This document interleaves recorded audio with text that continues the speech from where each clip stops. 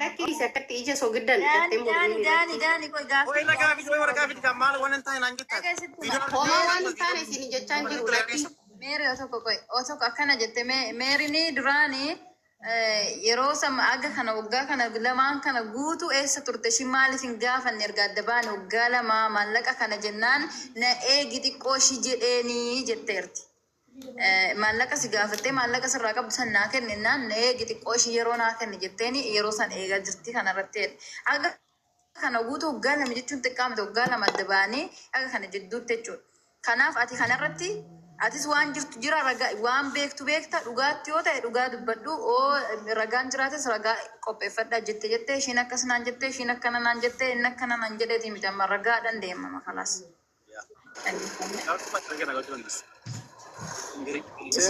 Ishiin amma lubbuudhaan hin jirtu yaa kanas jettee sanis jettee nuti wanna beeknu hin qabnu meerii Guati Mary nama barreeffama ishii sagalee ishii qabaachuu dandeessi beeza wayi. Kanarraallee ragaadha oo ishii no ammatti miti.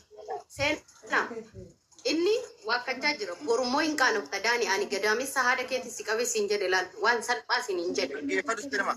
Geeffadhu asitti ma sirriitti jechuudha. Wanti nagaa banis tokko hin jiru wanti hin kaafu tokko hin jiru yoo ragaa qabaatte ragaa kee fidi yoo ragaa hin qabaanne immoo wanda gatu ani fi obsin ne jasa de wajin turre jasa de bura daban agefa wanta wajin nyaanne fi wanta wajin ne mo wanta gatu kun jasa jaari wal jaari wajin nyaanne wante agefa tin wasre gatu bari gatu kanyalati wanta si qabda ya si gote kas gote na gite to ko yora gan kabanne wan tunat na si to ko agefa kan tro video to jaturte video baaye wanta dubbate wana dubbe damba fa ni ka tro video baaye to jaturte namoni le wanta na ni kuman kamni wanta na himbe ni naratto jatura video chu kanafu kanallee kana hubatan maaliif kana osoo taane wanti amma nu baruu qabnu haqa mujayyoo akka bo'uudhaan barbaadamnu si galee haaqni mujayyoo akka bo'u tokko faaratti achis taatees ta'e haqa mujayyoo baasa haaqni mujayyoo haa bo'u har'a boros ta'e asirraa walitti waantu gubbaan qabu kullaa. Daani yesuus sirriidha amma ilaa amma isin lamaan silaa haqni tokko si bira jira kan si bira jiru awwaallamee taate dhugaa biraa shi barbaadda. Ani jiru Koi lubbiye dhagai daani hangaati mana ijaazate jechu si gargaarte hangaati hojii galtu kaameraa maanii hanga taatu obsee si duukan jirra hin turre dhiiroo. Okay, lagi fasa Koi beri akkas goonu beri ko. Lala walubadha asirratti baay'ee wanta nan asirratti sin gidduutti dubbachuu barbaadu waan tokkodha. Jalqabas dubbadheera ammas nan dubbadha. Yohaannis akka nama tokkotti dhugaa ulfaadhu rabbi. Maalifi maaltiin jechuu barbaadeetanani haqni ishii sibira isaa jiraatu maallaqni ishii haa jiraachuu baatus as dhuftee uummata fuulduratti akkasitti yaada jiru nama kana hubachiisuun isaa anaan akka kootti natti toleera. Lammaffaa inni kan biraa immoo dhimma maallaqaa yoo ta'e immoo keessaanis haa ta'u karaa barbaachisaa ta'een mucaa kana hordoftanii gaafattanii harkaa fuudhuuf hin danda'ama hin dandeenyas. Mucaan kun yaada isaa qajeelaadhaan dhufee asirratti kana wanta jiru kana immoo akkanatti wajjin turreerraa kanarratti immoo addaan hin baaneerraa waraqaa qabnas waraqaa keenyas immoo addaan kunneerraa jedheera. Mucaan kun ifa bilisaan nutti haasa'eera. Dhimma maallaqaa yoo ta'e immoo waan tokko dubbadhaan asirratti.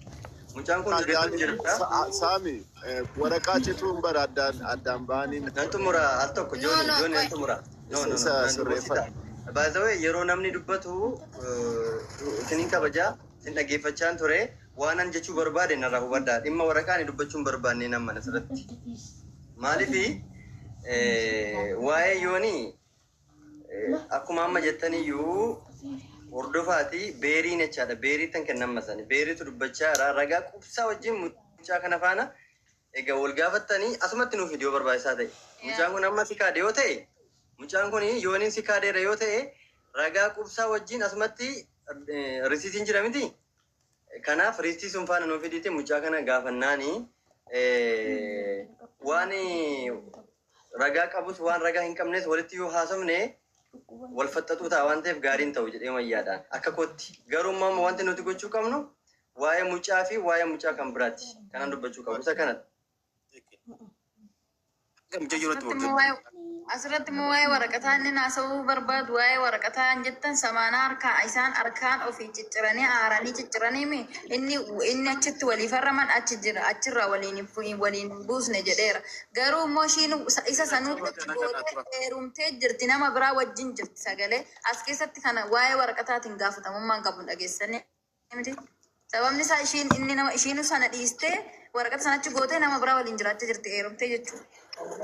Akkoo seenaa asirratti amma gaaffiin ani gaafadhu jechuudha. Qo'i saami yeroo tokko asirratti amma gaaffiin ani gaafadhu silaa waraqaa kana harkumaan tarsaasanii akkamitti ishiinis gara sannattee akkamitti innis waraqaa kana harkumaan tarsaasee akkamitti dhiise. Otoo maallaqni isaan gidduu hin jiru ta'ee otoo maallaqni ishii isa bira hin jiru ta'ee har'a intalli kun waraqaa tarsaastee isa dhiistee kara biraa kutte. Inni haadha manaas akkamitti dhiise?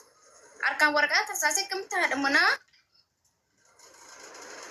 seera walii kutii qabu bar kan beekamu amma seera biratti fudhatama kan qabu ragoonni seenaa asitti wanna tubachuu qabdu seerri an isaan godhatanii dhufan Itoophiyaatti asitti kan isaan fudhatan asitti kan waliin jiraatan erga addaan ba'anii boru biyya gallee adda baasna faa jedhanii taa'u jiran taa'e beeknu sammuu fidnee gaafanna isa wayi jira kola seenu lubbu wanti nani gaafachaa jiru akkamiin callistee hin jedheeni barani oo kan maallaqa si yoo sirra hin jiraanne ta'e dhimma isheeti jetteetuma yoo ta'e malee maallaqa ishee yoo sirra hin jiraanne ta'e gaafa waraqaa sana tarsaastee aartee ishii sigistee nama biraa gaafa isheen jaalattu akkamitti kasasuu hin danda'a barka yeroo sanatti mucaan sun so akkamitti callisee inni gaafisa asitti hin barbaanne jiraatu wajjin jiraatu sun barbaanne taanaan marga gabaasa qabu.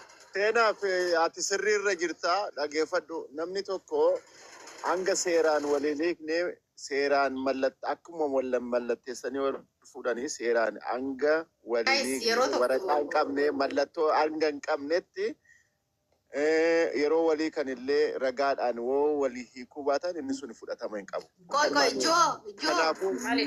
Joo dhaggeeffadhu. Ishiin illee ambiraa fuudhuu hin dandeessu inni illee ambiraa fuudhuu hin danda'u. Kana otoo mallattoo kana ofirraa seeraan otoo hin buusin. Dhagaa ijoo wayisitti waan manetti. Obseedhaan maalan jedheen beekta gaafa ishiin hiriyaa baafattu. Akkamitti osoo ati waraqaa kanan tarsaasiin gaa'ila uumatte seerri akkasi gaafatu beekta hin jedheen. Maallaqa kiyya osoo hin fudhatin akkamittan tarsaasaa naan jette. Okay? Ati maqaa dhiira tokkootiin osoo jirtu deemtee dhiira tokko faana jiraachuu seeran si gaafachiisan jedheen maaliif jalqabarraa waa'ee seeratiinan ittaasa'e gaafa ishiin maallaqa guddaa akka mucaa kanarratti baaste natti himtu ragaa maal qabda namni kun heeraaf seeran abbaa manaa keetiin jedheen eeyyanii jetteet waraqaa qabdu na argite. Baaste viidiyoodhaan natti agarsiiste waraqaa yeroo sanitti. Achumaanan mucaa kana miidiyaarraan baasiin narratti akkana gootellee jedhee si mormuu danda'a obseen jedheen. Anis kanumaafan hin tarsaasne maallaqa kiyya hangam fudhatuttan hin tarsaasne. Dhimmi kiyyaaf ka isaa nu jidduu jaalalli hin jiru garuu qabeenyi jiraa naan jette. Argitee amma inni akkasitti kan mormachaa jiru ishiin ol kaatee waan ragaa hin bahanneefi. Kanuma wanti biraan jiru deebi'een dhufana eega ammas. Seenaa dhiifama tokkotti dubbachuu barbaade biree dhaggeeffadhu.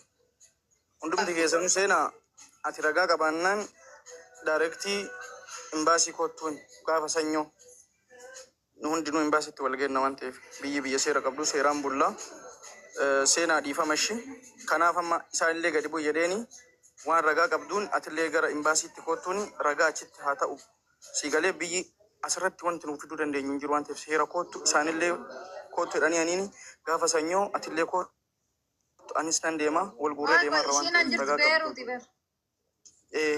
Ishiin Beeruuti jirti.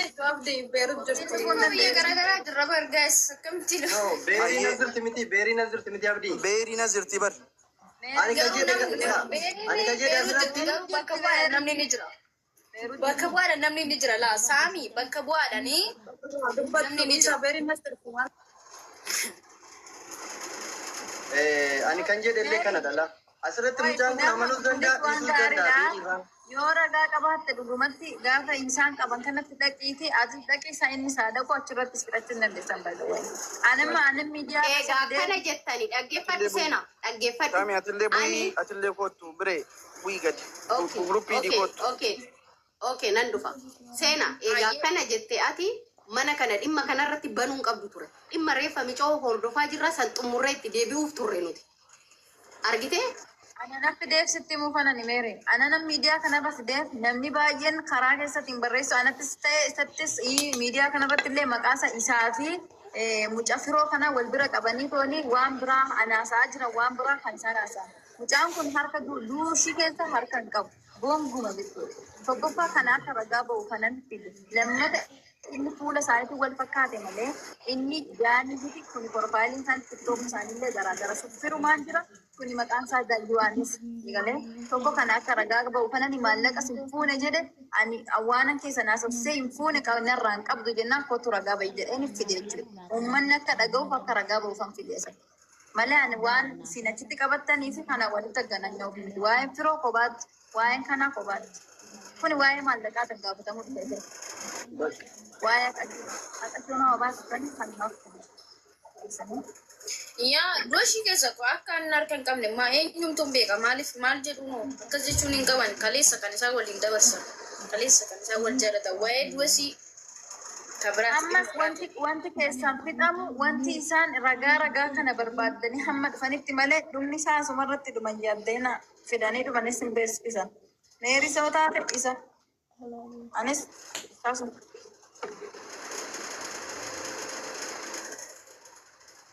Bitamte warri naan jettatti tun akaffale mana agabbaatu. Anna dura bara ummanni kan beeri nagalchaa sana keessa beeri nagashi guruupi sana keessa nagashi galchaa seenaas. Ayam sena galata minuga muti dhugaa rabbi ambisa ani bar daaniidhaan ani otoo maallaqa kana fuudhe daanii anatu jalqabarraa sinii fuudha wallaahi laazim ni daaniidhaan bar nuti mana keenya wal fuuldura mana keenya wajjisse maalta allaan hin beeka salleen hin beeka irraanatu sinii maallaqa dhugumatti nyaata biraa daanatu biraa sinii taate wadda isaallee kaffaluu hin danda'u wanti maallaqa sina amma wanti ani si gaafadhuudha daanii irratti maallaqa irratti wanti nuti itti shakkine jechuudha jarri kun waraqaa qabu haadha manaaf abbaa manaati so gaafa adda bahanii gaafa wal dhiisan akkamitti otoo waraqaan kun seera irratti dambahiin akkamitti dhimma seeti waraqaa kana tarsaastee deemte isheenuu nama biraa jaallattee jedhee otoo birrii kana walitti hin kennine ta'e otoo birrii wal biraan qabatu ta'e akkamitti dhimma seete jedhee dhiise isatu na ajaa'ibu isheenis immoo otoo birrii kana biraa hin qabdu ta'e mucaan kun na gaafataa seeraan na gaafachiisaa ani niitisaati jettee maallaqan waan irraa qabu fettee inni immoo yaani kana otoo hin gaafatin bu'e kanaaf guruupichatti nu dabalaati nutis waan kana dhaga'uu barbaanna baay'ee.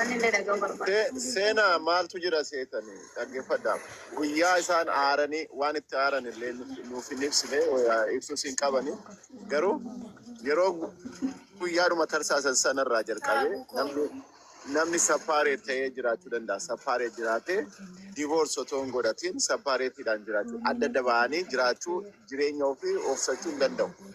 Garuu guyyaa hanga guyyaa sanarratti guyyaa sappaareet ta'anirraa jalqabanii xalayaa yookaan immoo xalayaa seera qabeessa ta'e barreeffatanii isheenis innis seera qabeessa ta'anii biyyatti ergachuu qabu yookaan immoo harkatti qabaachuu qabu sila. Kanan taane taanaan ammas maallaqni inni qabuu fi maallaqni isaan qaban hundumtuu gana anduraanii sun sakatta'amuu qaba jechuudha. Anduraanii anammaa jedhamee sakatta'amee adda adda ba'u jechuudha. Kanaaf seerri akka seeraatti dhiyeessinaaf garuu mucaan kun as dhufee yaada isaa ibsachuudhaan konfidensiidhaan waan jiru. Seenaa salaalee jedhan seenaa salaalee mana kiyyan jira barreessate na buusan.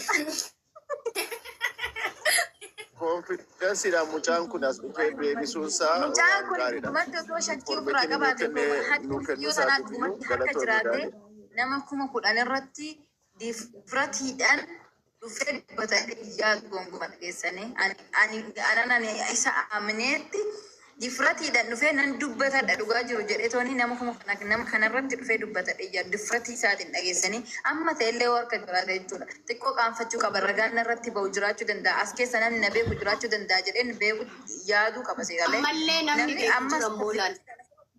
Ammallee seena namni beeku jirammoo namni gaafa ishiin iqaama hojjisiistu. Beekumsa qaama